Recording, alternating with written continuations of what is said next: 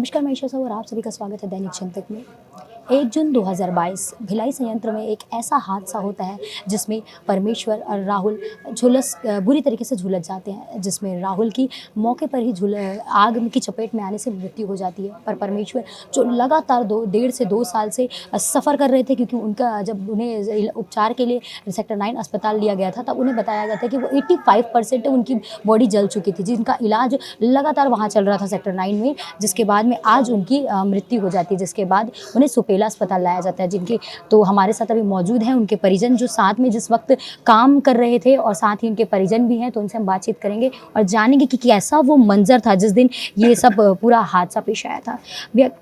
जैसे 1 जून 2022 की ये पूरी बात है, कैसे ये घटना हुई थी, क्या कुछ हुआ था भैया?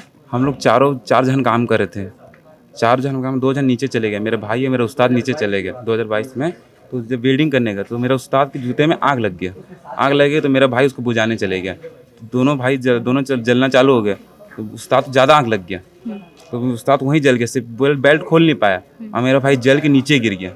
नीचे गिर के वो खुद ऊपर आया। फिर मैं उसको लेके तुरंत सेक्टर 9 निकला। भैया, तो जैसे कि वहाँ पे जला झुल से जो भी चीज़ हुई था, पर ये कहीं ना कहीं बीएसपी की सेफ्टी को भी दिखाती है। उस टाइम पे कैसी सेफ्टी थी? जले कुछ तो सेफ्टी नहीं था मैम, वहाँ पे कुछ सेफ्टी नहीं था। ना कहीं पानी का सुविधा, ना फायर फाइटिंग, कुछ नहीं था वहाँ पे। हम लोग चिल्लाते रह गए लेकिन कोई नहीं आया उस समय।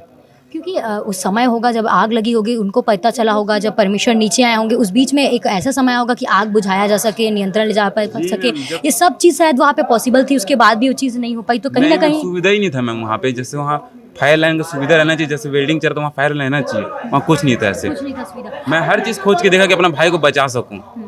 उसके बाद में वहाँ पे ये चीज़ें कुछ भी बीएसपी के द्वारा कोई चीज़ अवेलेबल नहीं थी। जबकि सेफ्टी और हमारे सामने ऑफिस था उसका, लेकिन कुछ नहीं था। जैसे कि आपके परमेश्वर जी, जो इनको 85% जला बोला, उन्हें हॉस्पिटल ले गया, तो हॉस्पिटल ले जाने के दौरान और हॉस्पिटल में क्या कुछ बोला गया, और कितने समय से उनकी लंबे से उपचार से इस दर्द से जूझ रहे थे वो? अभी इलाज चल रहा था मैम। कल लेके ड्रेसिंग से, कल जस्ट घर लेके गए, कल ड्रेसिंग के लेके आए थे। तो वहाँ के नर्स लोग भी बोल रहे हैं कि अब हम कितना ड्रेसिंग करेंगे, अब बहुत हो गया ड्रेसिंग, अब हम लोग कुछ नहीं कर सकते।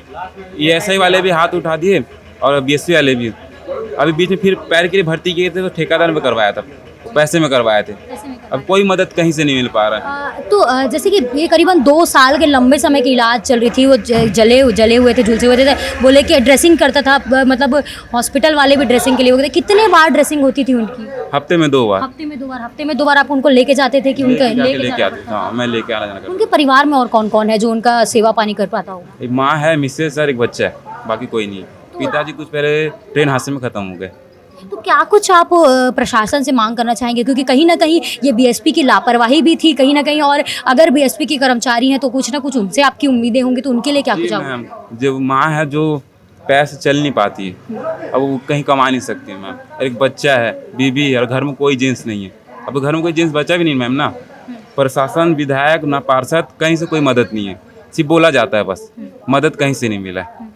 तो ये जब जितने दौरान ये हॉस्पिटल में एडमिट है, इनका ट्रीटमेंट चल रहा था, तो कोई ठेकेदार या बीएसपी के द्वारा कुछ इनको प्रोत्साहन, कुछ राशि कुछ ऐसी दी जा रही थी इनके ट्रीटमेंट के लिए? मैम कुछ नहीं, मतलब ये सब कुछ आता था, कुछ आता था, वो भी 3-4 महीने में एक बार आता था।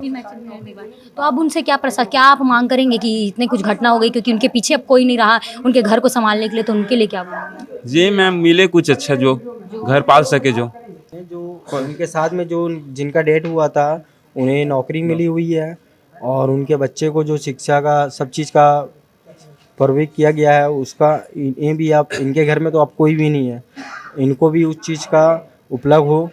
और शासन प्रशासन अभी तक के कोई सामने नहीं आई है, जैसे कि बीएसपी हो या ठेकेदार हो या कोई पार्षद हो या विधायक हो या सांसद हो, कहीं से कोई सहयोग, कोई किसी चीज़ से कोई उम्मीद नहीं आई है।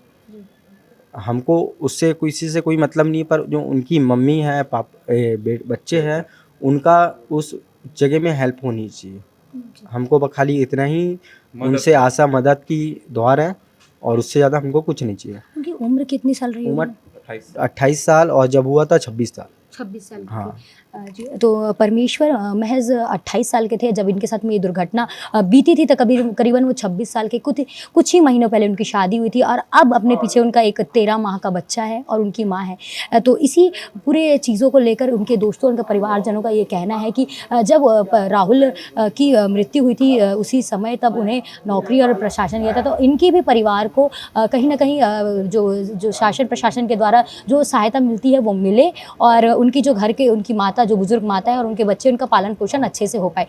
अब इस खबर में क्या कुछ प्रशासन करती है, क्या कुछ भिलाई स्टील प्लांट परिवार के लिए करती है, उस खबर की अपडेट के लिए बने रहिए दैनिक चिंतक के साथ। आप देख रहे हैं दैनिक चिंतक। आगे की अपडेट के लिए बने रहें हमारे साथ। हमारे चैनल को लाइक, सब्सक्राइब और शेयर करना ना भूलें।